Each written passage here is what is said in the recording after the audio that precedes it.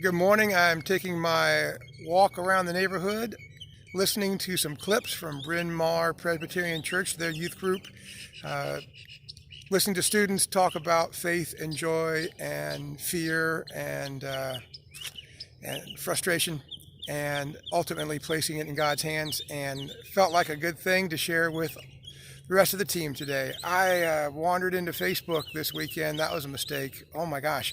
When did hashtag in this together turn into hashtag I think you're an idiot? I suppose it's to be expected. Sarah Bailey sent us a chart at the beginning of all this that showed human behavior during a crisis, and we have definitely left the Corona honeymoon, and we're in the what's in it for me phase. I think the only hope we have today is groundedness and grace. I'm not so much annoyed at the epidemic as I am annoyed at the people who are annoyed. I don't know what my problem is. That's where I am.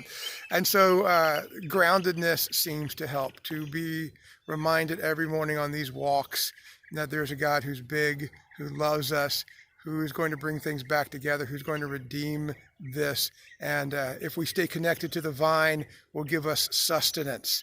And if we disconnect from the vine, we'll be harder to reach. So groundedness has been important.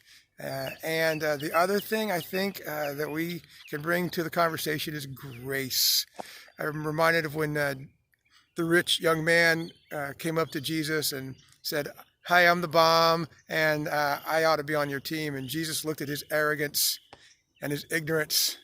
Sound familiar? His arrogance and his ignorance. Scripture says Jesus looked at him and loved him.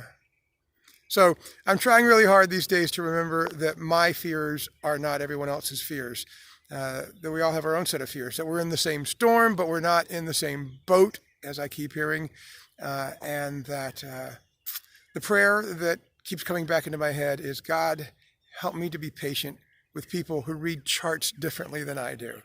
Help me to love people whose fears are different from mine. And as Anne Lamott said, what does this fearful person need from me right now? Do they need compassion, or do they need for me to be right? Because if they need for me to be right, I'm great at that. Sadly, hopefully, what they need is our love and compassion, and I'm going to work on that today. Hope you can too. Bye-bye.